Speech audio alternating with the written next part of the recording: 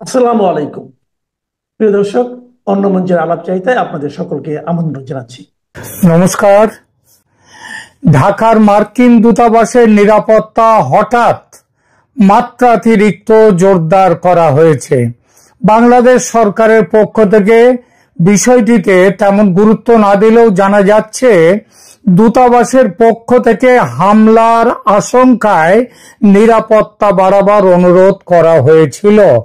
মানে অনুরোধটা করেছিল দূতাবাসের পক্ষ থেকে। দূতাবাস বাংলাদেশের বর্তমান শাসকরা আজ যে ক্ষমতায় বসেছেন আজ সেটা আমেরিকার দৌলতে এমন নয় যে সম্পর্ক খারাপ এই দুই সরকারের কিংবা দুই দেশের, বরং যেটা জানা যাচ্ছে বাংলাদেশ সরকার কিভাবে কাজকর্ম করবে সেটা উপদেষ্টাদের নিয়ে হোয়াটসঅ্যাপ গ্রুপ খুলে নির্দেশ উপদেশ দিচ্ছেন মার্কিন ভারপ্রাপ্ত রাষ্ট্রদূত ট্রেসি অ্যান জ্যাকবসন।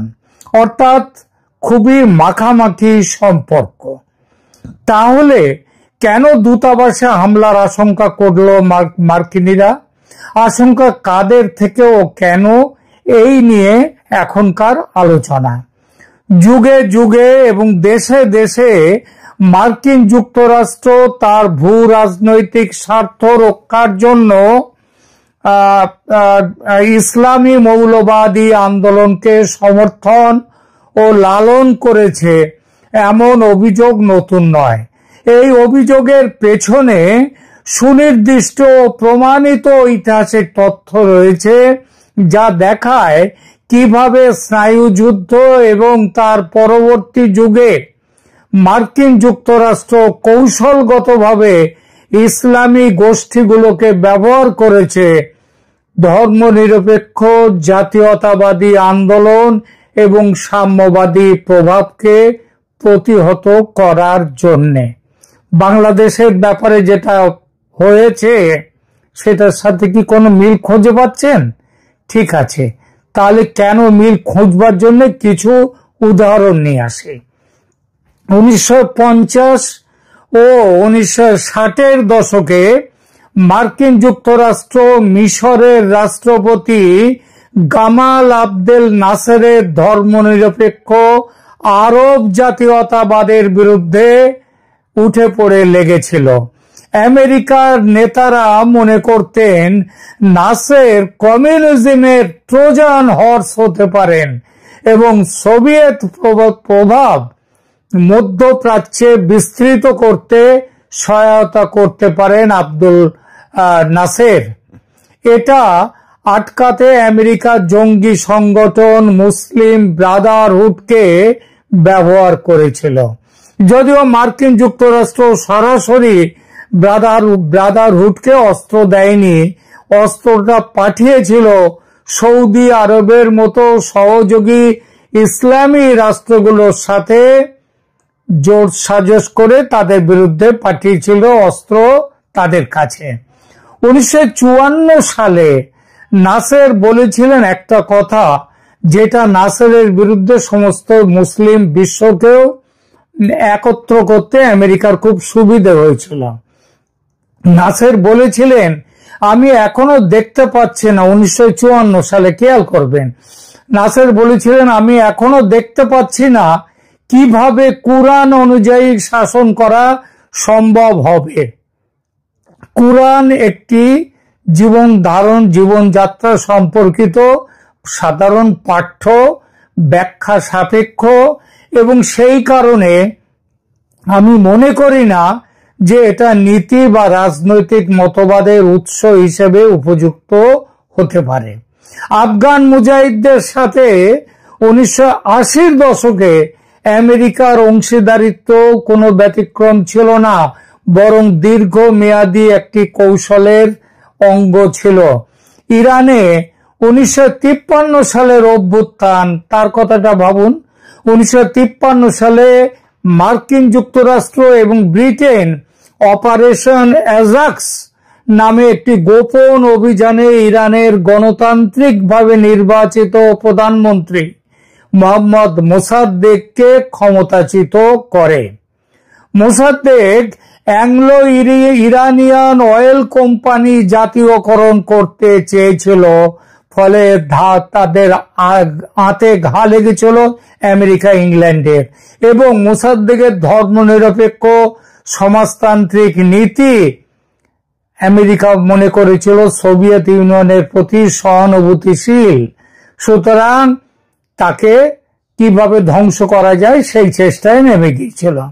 পরবর্তীকালে সিআইএ প্রকাশ্যে স্বীকার করেছে যে ইরানে মোসাদ্দেকের বিরুদ্ধে অভ্যুত্থানটি ছিল সিআইএ নির্দেশিত মার্কিন পররাষ্ট্র নীতির একটি কাজ, যা সরকারের সর্বোচ্চ পর্যায়ে পরিকল্পিত এবং অনুমোদিত হয়েছিল।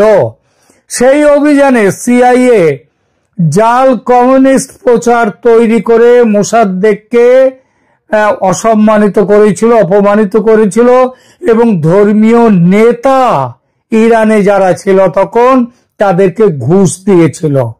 মার্চ 2018 প্রকাশিত একটি ব্রিটিশ মেমো অনুযায়ী মার্কিন দূতাবাস ওই ইরানের সেই অভ্যুত্থানের আগের দিনগুলোতে ইরানের প্রভাবশালী ব্যক্তিদের, বিশেষত উচ্চ পর্যায়ের ইরানি ধর্মযাজকদের কাছে বিপুল পরিমাণ অর্থ পাঠিয়েছিল।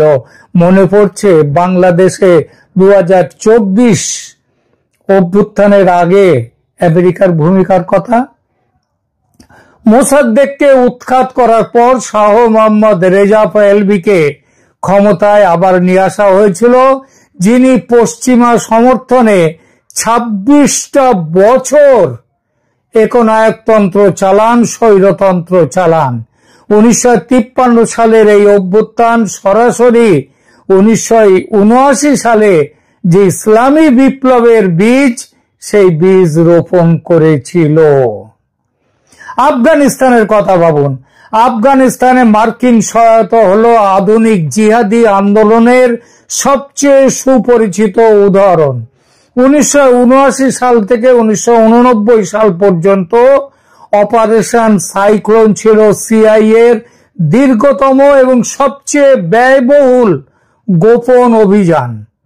এই অভিযানে প্রাথমিক তহবিল ছিল 1979 সালের মাঝামাঝি সময়ে $6,95,000 এবং 1987 সালে সেটা বেড়ে দাঁড়ায় বার্ষিক $630 মিলিয়ন।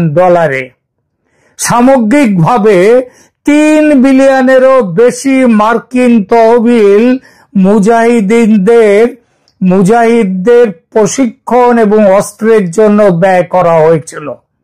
প্রোগ্রামটি ছিল বিশেষভাবে জঙ্গি ইসলামী গোষ্ঠীগুলোকে সমর্থন করা এবং পাকিস্তানের প্রেসিডেন্ট মোহাম্মদ জিয়াউল হকের সাথে ষড়যন্ত্র করেছিল আমেরিকা এবং কম মতাদর্শিক অর্থাৎ কম জঙ্গি আফগান প্রতিরোধ গোষ্ঠীর চেয়ে জিয়াউল হক এবং আমেরিকা তখন সমর্থন দিয়েছিল আরো জঙ্গিদের। পাকিস্তানের ইন্টার সার্ভিসেস ইন্টেলিজেন্স মধ্যস্থতাকারী হিসেবে কাজ করেছে এবং প্রতি বছর আফগানিস্তানে 16,000 থেকে 18,000 মুজাহিদিন যোদ্ধাদের সরাসরি প্রশিক্ষণ দিয়েছে।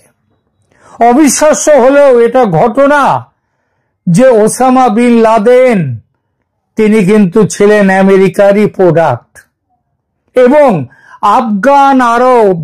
ওসামা বিন লাদেন এবং আফগান আরব স্বেচ্ছাসেবকরা পরোক্ষভাবে সিআইএর তহবিল থেকে উপকৃত হয়েছেন। সিআইএ প্রধান উইলিয়াম কেসি আইএসআই এর একটি উদ্যোগে সিআইএ সমর্থন প্রতিশ্রুতিবদ্ধ করেছিলেন বিশ্বব্যাপী মুসলমানদের পাকিস্তানে আসতে এবং আফগান মুজাহিদিনদের সাথে লড়াই করার জন্য নিয়োগ দিয়েছিল এই আমেরিকা তার অর্থ দিয়ে। স্যার মার্টিন ইউয়ান্স একজন বড় কূটনীতিক এবং বিশ্লেষক, তিনি নোট করেছেন যে আরব বিদেশি যোদ্ধারা আইএসআই এবং প্রতিরোধ সংগঠনের মাধ্যমে সিআইএর তহবিল থেকে উপকৃত হয়েছিল এবং এটা অনুমান করা হয়েছে যে 1988 সাল পর্যন্ত $800 মিলিয়ন খরচে পাকিস্তানে 35,000 আরব আফগান তারা সামরিক প্রশিক্ষণ পেয়েছিল, যারা পরে বিন লাদেনের সহযোগী হয়েছিল। বিন লাদেনের নিকটতম আফগান সহযোগী জালাল উদ্দিন হাক্কানি এবং গুলবুদ্দিন হেকমাতিয়ার এরা সিআইএ এর সবচেয়ে বড় সুবিধাভোগী ছিলেন। হাক্কানি সরাসরি সিআইএ এজেন্টদের কাছ থেকে নগদ অর্থ পেয়েছিলেন আইএসআই এর মধ্যস্থতা ছাড়াই।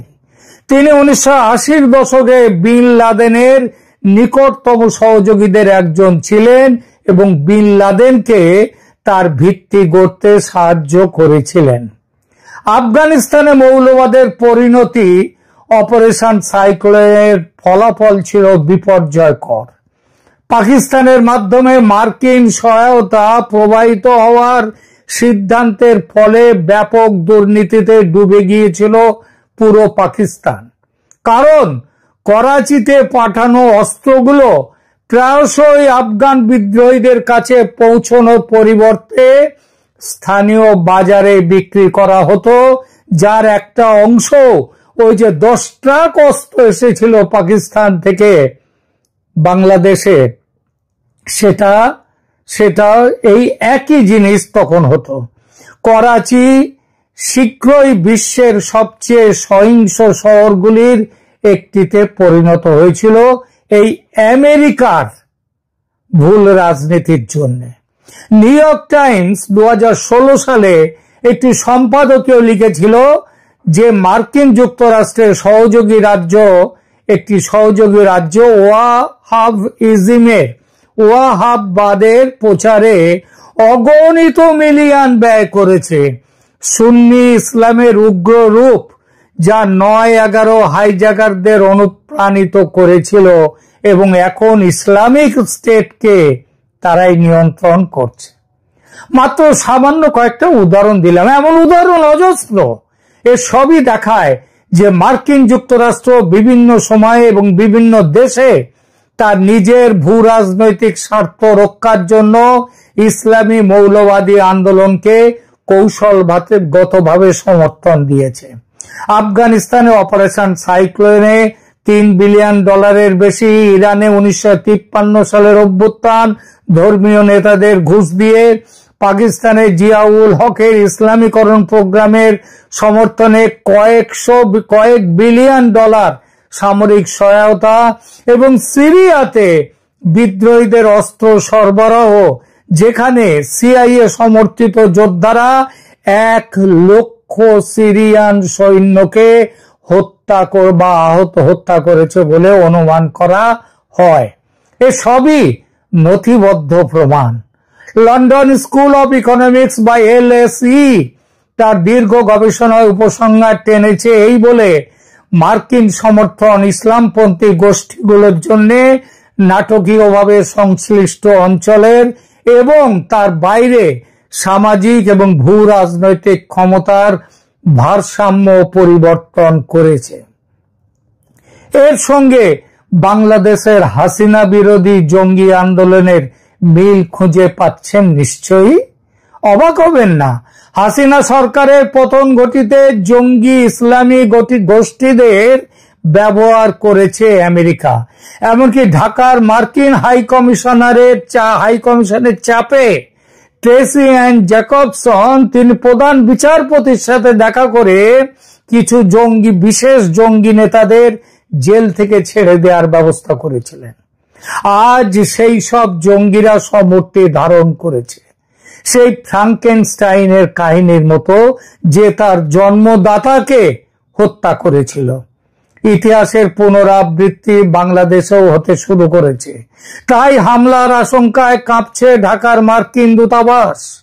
ঢাকার মার্কিন দূতাবাসে হঠাৎ করে নিরাপত্তা ব্যবস্থা উল্লেখযোগ্য বৃদ্ধি হওয়ার এটাই একটি কারণ। 13 অক্টোবর রাত থেকে দূতাবাসের চারপাশে ঢাকা মহানগর পুলিশের বিশেষায়িত সোয়াট ইউনিট মোতায়েন করা হয়েছে। পাশাপাশি counter terrorism and transnational crime unit এবং বোমা নিষ্ক্রিয়করণ দল সক্রিয় রয়েছে। বাংলাদেশ সরকার প্রাথমিকভাবে বিষয়টিকে সাধারণ বলে উল্লেখ করলেও নিরাপত্তা সংস্থার সূত্র নিশ্চিত করেছে যে মার্কিন দূতাবাস নিজেই নির্দিষ্ট গোয়েন্দা তথ্য সাপ্লাই করেছে বাংলাদেশ সরকারকে এবং তার ভিত্তিতে সম্ভাব্য জঙ্গি হামলার আশঙ্কায় নিরাপত্তা বৃদ্ধির অনুরোধ করেছিল। রিপোর্ট অনুযায়ী জামাতুল আনসার ফিল হিন্দাল সার্কিয়া, সংক্ষেপে JAFHS, এবং আল কায়দা ইন ইন্ডিয়ান সাবকন্টিনেন্ট AQIS, এই জঙ্গি সংগঠনগুলো মার্কিন দূতাবাসে হামলা এবং কর্মচারীদের অপহরণ করা এবং হত্যার পরিকল্পনা করছিল। এটা পরিষ্কারভাবে জানিয়ে দিয়েছে, সূত্র পেয়েছে আমেরিকা। সূত্র জানায় দূতাবাসের কর্তৃপক্ষ তাদের নিজস্ব তদন্তের মাধ্যমে 3 জন বাংলাদেশি নাগরিককে চিহ্নিত করেছে যারা সম্ভাব্য হামলা সংগঠিত করতে পারে এবং তাদের নাম, ঠিকানা ও ছবি ঢাকা মহানগর পুলিশকে দান দিয়েছে। আরো আশঙ্কাজনক তথ্য হলো যে জঙ্গিরা দূতাবাসের কাছাকাছি একটি মাঠে ক্রিকেট খেলার অজুহাতে রেইকি করার পরিকল্পনা করেছিল। এই সম্পর্কিত আগস্ট 2025-এ একটি বড় গ্রেপ্তার হয়েছিল যখন শামীম মাহফুজ নামে একজনকে গ্রেপ্তার করা হয়, যিনি জামাতুল আনসার ফিল হিন্দাল সার্কিয়ার প্রতিষ্ঠাতা এবং পূর্বে জামাতুল মুজাহিদিন বাংলাদেশের নেতা। তিনি ছিলেন JMB নেতা। শামীম মাহফুজকে 2011, 2014 এবং 2023 সালে জঙ্গি কার্যকলাপের জন্য গ্রেপ্তার করা হয়েছিল এবং এবার তাকে পাকিস্তান ভিত্তিক তেহরিক-ই-তালিবান পাকিস্তানের সাথে যুক্ত থাকার অভিযোগে গ্রেপ্তার করা হয়েছে। তার সাথে গ্রেপ্তার হওয়া অন্যান্যদের মধ্যে রয়েছে ফয়সাল, ইঞ্জিনিয়ার ইমরান হায়দার, রেজাউল করিম আবরার, আসিফ আদনান, জাকারিয়া মাসুদ এবং সানাফ হোসেন। গুরুত্বপূর্ণ তথ্য হলো এই মামলার আশঙ্কা এবং সমস্ত তথ্য ঢাকাকে দিয়েছিল খোদ ওয়াশিংটন থেকে প্রাপ্ত গোয়েন্দা তথ্যের ভিত্তিতে এই অভিযান পরিচালিত হয়েছিল এবং জুলাই 2025-এ মার্কিন দূতাবাসের চার্জ ডে অ্যাফেয়ার্স তিনি স্বরাষ্ট্র উপদেষ্টা লেফটেন্যান্ট জেনারেল জাহাঙ্গীর আলম চৌধুরীর সাথে দেখা করেন এবং তখন থেকে জুলাই থেকে বিশেষ নিরাপত্তা ব্যবস্থার অনুরোধ করেন। কেউ কেউ সন্দেহ করছেন যে বাংলাদেশ সেনাবাহিনীতে সাম্প্রতিক উত্তেজনা এবং অসন্তোষের সাথে দূতাবাসের নিরাপত্তা হুমকির যোগ আছে কিনা। সরাসরি যোগসূত্রের কোনো প্রমাণ পাওয়া যায়নি, এটা ঠিকই। তবে সামরিক বাহিনীর মধ্যে সাম্প্রতিক যে বিক্ষোভ, যে ঘটনাগুলো ঘটছে বাংলাদেশের সামগ্রিক পরিস্থিতিকে অস্থিতিশীল করেছে বলা বাহুল্য এবং এর সুযোগ নিতে চাইছে ওখানকার জঙ্গিরা, ইসলামী জঙ্গিদের সঙ্গে বাংলাদেশ জামায়াতে ইসলামী দলের কোনো কি যোগ আছে? জামায়াতে ইসলামী আমেরিকার উপর বিশেষভাবে ক্ষুব্ধ এমন সরাসরি প্রমাণ পাওয়া যায়নি। তবে বাংলাদেশে মার্কিন নীতি এবং ইসলামপন্থী দলগুলোর মধ্যে জটিল সম্পর্ক রয়েছে। প্রকৃতপক্ষে সাম্প্রতিক মাসগুলোতে জামায়াত আন্তর্জাতিক মঞ্চে তার উপস্থিতি উল্লেখযোগ্যভাবে বৃদ্ধি করেছে, বিশেষত বিভিন্ন পশ্চিমী দেশের কূটনীতিকদের সাথে বৈঠক করছে। শেখ হাসিনার পতনের পর জামায়াত চীন, পাকিস্তান, তুরস্ক, যুক্তরাষ্ট্র যুক্তরাজ্য এবং জার্মানির সাথে সক্রিয়ভাবে কূটনৈতিক সম্পর্ক স্থাপন করেছে। চীনা রাষ্ট্রদূত ইয়া ওয়েন 2024 সালের সেপ্টেম্বরে জামায়াত প্রধান শফিকুর রহমানের সাথে দেখা করেন এবং জামায়াতকে একটি শৃঙ্খলাবদ্ধ দল হিসেবে খুব প্রশংসা করেন। একইভাবে পাকিস্তানের উপপ্রধানমন্ত্রী এবং পররাষ্ট্রমন্ত্রী ইসাক দার আগস্ট 2025-এ জামায়াত নেতাদের সাথে অনেক বৈঠক করেন। তবে মার্কিন যুক্তরাষ্ট্রের সাথে জামায়াতের সম্পর্ক জটিল। একদিকে 2024 সালে শেখ হাসিনার বিরুদ্ধে প্রতিবাদের সময় মার্কিন যুক্তরাষ্ট্র গণতন্ত্র এবং মানবাধিকারের পক্ষে খুব সোচ্চার ছিল। বলা হচ্ছে জামায়াতের ছাত্র সংগঠন ইসলামী ছাত্র শিবির এই সময় আমেরিকার সাথে এবং জাতিসংঘের সাথে খুব ভালো সম্পর্ক তৈরি করে ফেলেছিল। অন্যদিকে মার্কিন নীতি নির্ধারক মহলে জামায়াতের যুদ্ধ অপরাধী ইতিহাস এবং চরমপন্থী লিঙ্ক নিয়ে গভীর উদ্বেগ রয়েছে। মার্চ 2025-এ যুক্তরাষ্ট্রে একটি কংগ্রেশনাল ব্রিফিংয়ে মানবাধিকার বিশেষজ্ঞরা জামায়াতের উপর গ্লোবাল ম্যাগনিটস্কাই অ্যাক্ট নিষেধাজ্ঞা আরোপের আহ্বান জানান। মাইকেল রুবিন আমেরিকান এন্টারপ্রাইজ ইনস্টিটিউটের সিনিয়র ফেলো, তিনি সতর্ক করেছেন যে জামায়াত ইসলামী একমাত্র দল, পৃথিবীতে একমাত্র রাজনৈতিক দল যারা নাৎসিদের ছাড়া তারা পৃথিবীতে গণহত্যায় জড়িত আধুনিক বিশ্বে। জামায়াতের সম্ভাব্য ক্ষোভের একটি কারণ হতে পারে যে মার্কিন যুক্তরাষ্ট্র এখনো জামায়াতকে রাজনৈতিক শক্তি হিসেবে সম্পূর্ণভাবে গ্রহণ করেনি এবং ইসলামপন্থী চরমপন্থার বিরুদ্ধে আমেরিকা এখন কঠোর অবস্থান রাখতে চেষ্টা করছে। তবে সরাসরিভাবে মার্কিন দূতাবাসে হামলার হুমকির সাথে জামায়াতের সম্পৃক্ততার কোনো প্রমাণ পাওয়া যায়নি। বাংলাদেশি মিডিয়া এবং রাজনৈতিক বিশেষজ্ঞরা এই পরিস্থিতি নিয়ে বিভিন্ন দৃষ্টিকোণ প্রকাশ করেছেন তাদের বিশ্লেষণে এবং সেখানে এরপরে এবং তারা ব্যাপকভাবে এই বিষয়টি কভার করেছেন। মাসুদ আলম গুলশান বিভাগের সহকারী কমিশনার, তিনি নিশ্চিত করেছেন যে সম্ভাব্য নিরাপত্তা ঝুঁকির কারণে মার্কিন দূতাবাসের চারপাশে নিরাপত্তা বৃদ্ধি করা হয়েছে। রাজনৈতিক বিশ্লেষক একজন বলেছেন ওই ডয়েচ ওয়েল পত্রিকাতে তাদের ওখানে যে অন্তর্বর্তী সরকার কেবল বিবৃতি দেয় হামলা প্রতিরোধ বা অপরাধীদের বিরুদ্ধে আরো ব্যবস্থা নেওয়ার পরিবর্তে, এটি বাংলাদেশ সরকারের জন্য একটি বিশাল ব্যর্থতা এবং একটি বার্তা যে এত মাস পরেও সরকার সুশাসন নিশ্চিত করতে পারেনি। এবং একজন এই প্রসঙ্গে একটা জিনিসই বলা যায়, সেটা হচ্ছে এই ধরনের পরিবেশ জঙ্গি গ্রুপগুলোর জন্য অনুকূল।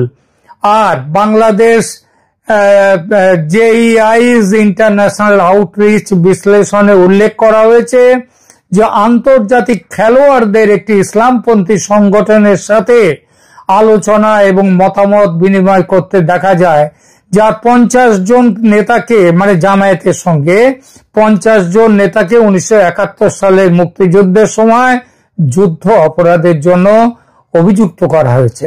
আলোচনা শেষ করি। মার্কিন দূতাবাসের নিরাপত্তা বৃদ্ধি বাংলাদেশের বর্তমান জটিল নিরাপত্তা পরিস্থিতির একটি স্পষ্ট প্রতিফলন।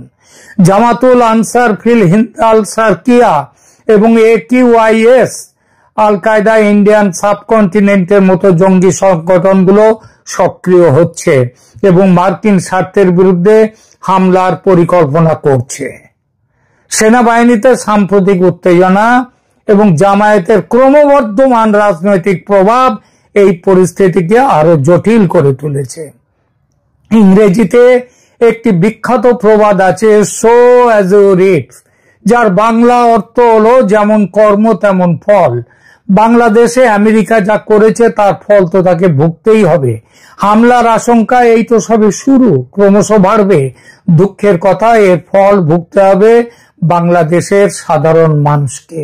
এখনকার ক্ষমতা তুমি কার? বাংলাদেশে এই প্রশ্ন এখন সবচেয়ে বড় প্রশ্ন। ইউনূসের হাতেই দেশের সকল ক্ষমতা নাকি সেনাপ্রধান জেনারেল ওয়াকারের হাতে? আমার বিশ্লেষণ বলছে এই মুহূর্তে এই দুজনের কারো হাতেই বাংলাদেশের ক্ষমতা নেই।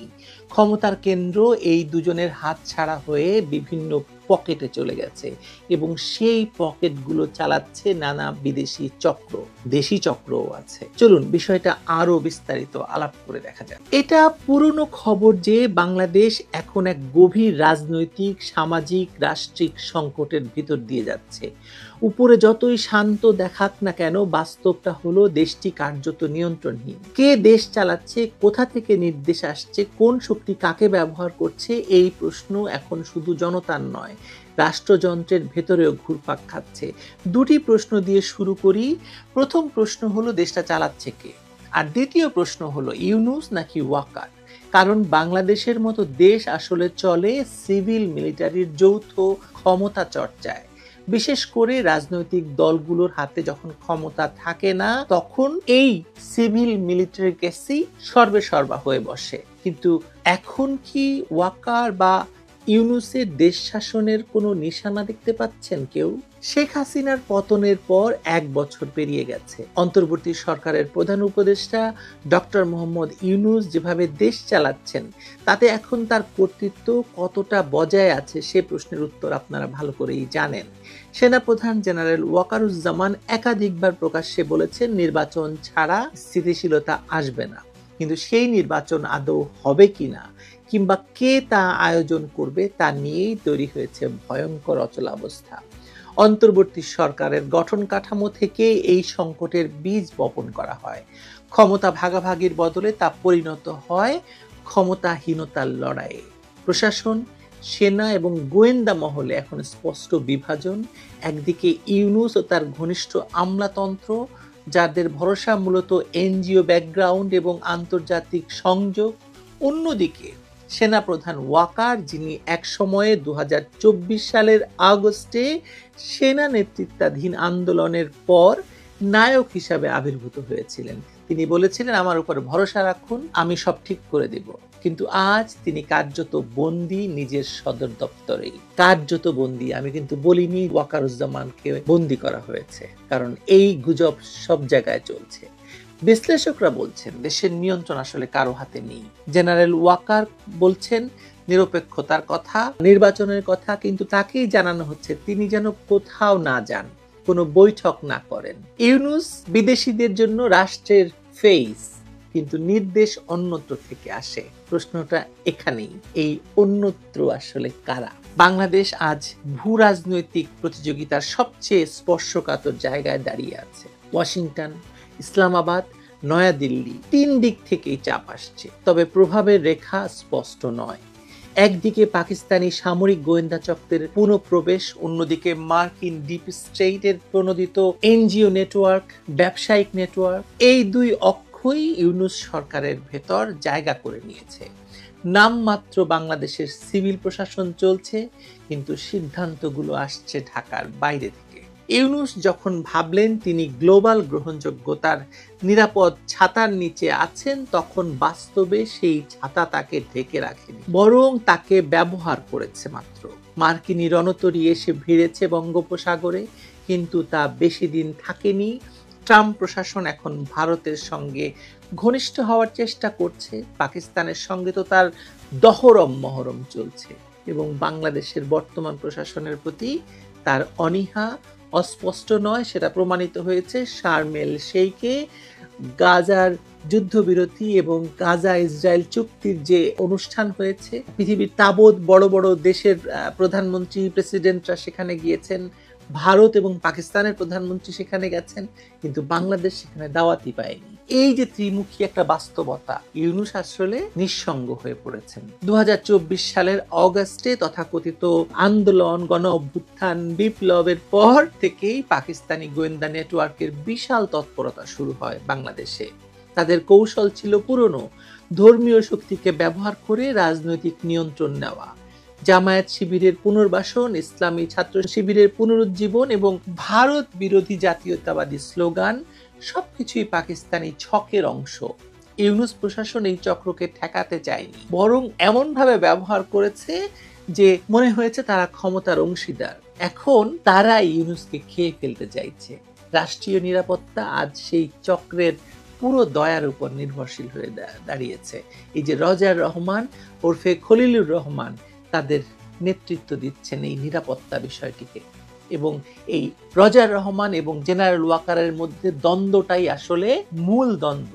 এই প্রথম বাংলাদেশের 54 বছরের ইতিহাসে সেনাবাহিনীর উপর এমন একজনকে বসানো হয়েছে যার নাম ধাম পরিচয় আমরা কেউ জানি না, যিনি পালিয়ে যান, যিনি নিজের আত্মপরিচয় গোপন করে রজার রহমান হয়ে যান, এবং তার বিরুদ্ধে খুনের অভিযোগ পর্যন্ত রয়েছে। আর জেনারেল ওয়াকারের হাতে এখন শুধু আনুষ্ঠানিক কর্তৃত্ব আছে, বাস্তব শক্তি কতটুকু আছে সেটা প্রশ্নবিদ্ধ। তার সিদ্ধান্ত আটকে যায় সিভিল উপদেষ্টা কাউন্সিলে, যেখানে পাকিস্তান ঘেঁষা কর্মকর্তারা খুবই প্রভাবশালী। সামরিক শৃঙ্খলার ভেতরও এখন অনেক সন্দেহ, আতঙ্ক আর বিভক্তি। আইসিটি থেকে উচ্চ পদস্থ সেনা কর্মকর্তাদের বিরুদ্ধে গ্রেপ্তারি পরোয়ানা জারি, এটা চূড়ান্ত আঘাত। ক্যান্টনমেন্টের ভেতর এখন যে নীরব ক্ষোভ তা শুধু ব্যক্তিগত নয়, প্রাতিষ্ঠানিকও। একদিকে ইউনিফর্ম পরা অফিসারদের হাত করা পরানো হচ্ছে, অন্যদিকে সরকার বলছে আইনের শাসন। কিন্তু সৈনিকের কাছে এই ব্যাখ্যা তো অর্থহীন।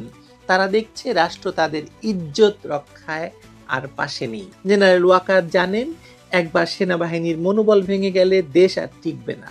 তিনি নিরপেক্ষতা বজায় রাখার চেষ্টা করছেন, কিন্তু তা এখন আর তার একমাত্র বেঁচে থাকার উপায়। আসলে তার হাতে আর কোনো কার্ড নেই। তিনি তার টেক্কা মেরে দিয়েছেন আগেই, এবং সেটা ভুল টেক্কা ছিল বোঝাই যাচ্ছে। ধরুন কর্নেল ওলি আমাদের একটা মন্তব্যর কথা যদি ধরি আমরা, তিনি বলেছেন ইউনূসকেও হয়তো পালাতে হবে হাসিনার মতো। আমার তো মনে হয় রোম থেকে ফিরে এসে এই বাস্তবতার মুখোমুখি ইউনূসকে হতে হবে, এবং এই বাস্তবতা নিয়েই ইউনূসকে টিকে থাকতে হবে যে কদিন তিনি টিকে থাকেন বাকি দিনগুলি। দেশের অর্থনীতি টালমাটাল, ব্যাংক খাত ভেঙে পড়েছে, ব্যাংকে নাকি 5,000 টাকাও তুলতে পারছে না মানুষ, বেকারত্ব বাড়ছে এবং প্রশাসনের ভেতর ভয়। ইউনূসের চারপাশে যারা আছেন তারা মূলত এনজিও প্রজেক্টে অভ্যস্ত লোক, রাষ্ট্র পরিচালনায় তারা সম্পূর্ণ অদক্ষ। তিনি আন্তর্জাতিকভাবে সভা করেন, কিন্তু দেশের মাটি হারাচ্ছেন প্রতিদিন। বাংলাদেশের ডিপ স্টেট এখন বহু স্তর বিশিষ্ট। একদিকে পাকিস্তান ইন্টারেস্ট, অন্যদিকে মার্কিন ডিপ স্টেটের নেটওয়ার্ক, এনজিও নেটওয়ার্ক, এবং অস্ত্র অর্থের যোগানদাতা হিসাবে 2024 সালে যারা ক্ষমতায় বসিয়েছে তারা এখন ক্ষমতার ভাগ চায়।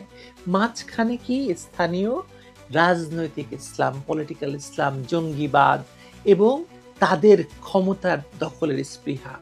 ইউনূস এর মধ্যে একটা চেহারা মাত্র, প্রতীক বা চালক নন কোনোভাবেই। তাহলে কে চালাচ্ছে দেশ বলেন তো? ইউনূস না চালান, ওয়াকার যদি নিয়ন্ত্রণহীন হন, তাহলে কে চালাচ্ছে দেশ? এই প্রশ্নের উত্তর খুঁজতে গেলে দেখা যায় ক্ষমতার আসল রূপরেখা এখন শ্যাডো গভর্নমেন্টের হাতে, মানে ছায়া সরকারের হাতে। একটি যৌথ কাঠামো আছে যেখানে পাকিস্তানি সামরিক গোয়েন্দা, জামায়াত শিবির নেতৃত্ব এবং কিছু বিদেশি স্ট্র্যাটেজিক অ্যাডভাইজার মিলে দিক নির্দেশনা দিচ্ছে। তারা ইউনূসকে ব্যবহার করছে বৈধতার প্রতীক হিসাবে, ওয়াকারকে রাখছে নিয়ন্ত্রিত নিরাপত্তার চেহারা হিসাবে। বাংলাদেশের এই অবস্থা কেবল অভ্যন্তরীণ প্রশাসনিক সংকট নয়, এটি এক ভয়াবহ মানবিক বিপর্যয়ের শুরু। অর্থনীতি, শিক্ষা, এমনকি জাতীয় মর্যাদা সব জিম্মি হয়ে পড়েছে এমন এক জোটের হাতে বা এমন এক গোষ্ঠীর হাতে যারা মূলত দেশের স্বার্থ দেখে না। তারা তাদের স্বার্থ দেখে, ক্ষমতার স্বার্থ দেখে এবং দেখে বিদেশিদের স্বার্থ। তার মানে হলো আজ বাংলাদেশের রাষ্ট্রীয় ক্ষমতা এক ভাঙা দোলনার মতো। আপনি দোলনা দেখেছেন না, বাচ্চাদেরকে দোলায় যে?